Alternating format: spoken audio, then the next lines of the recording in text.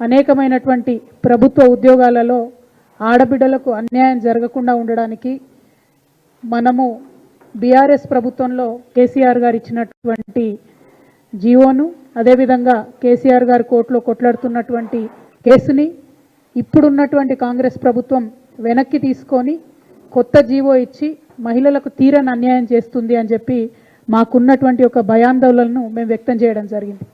ఆనాడు కాంగ్రెస్ వాళ్ళు చాలామంది మాట్లాడుకుంటూ తప్పుతో పట్టిస్తూ ఉన్నారు, అటువంటి నష్టం కూడా మహిళలకు జరగదు అనేటటువంటి అంశాన్ని వాళ్ళు చెప్పారు.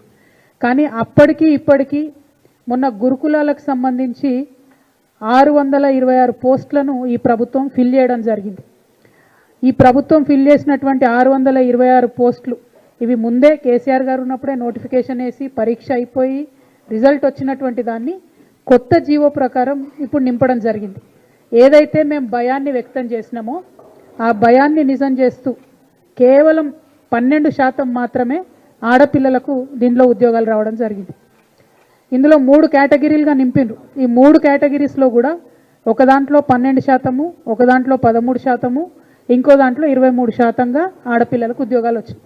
అంటే స్పిరిట్ ఆఫ్ రిజర్వేషన్ అయితే అని ఏదైతే మనం చెప్తామో కనీసం 33% ఆడవాళ్ళకి జాబ్లలో అవకాశాలు ఇవ్వాలని చెప్పి ఏదైతే ప్రయత్నం మనం చేసినామో ఆ ప్రయత్నాన్ని మొత్తంగా కూడా తుంగలోకి దొక్కుతూ ఇప్పుడున్నటువంటి ప్రభుత్వం 2 జీవోలను రద్దు చేస్తూ జీవో నంబర్ 41, జీవో 56 రద్దు చేస్తూ ఇప్పుడు జీవో 3 ఇచ్చినారు.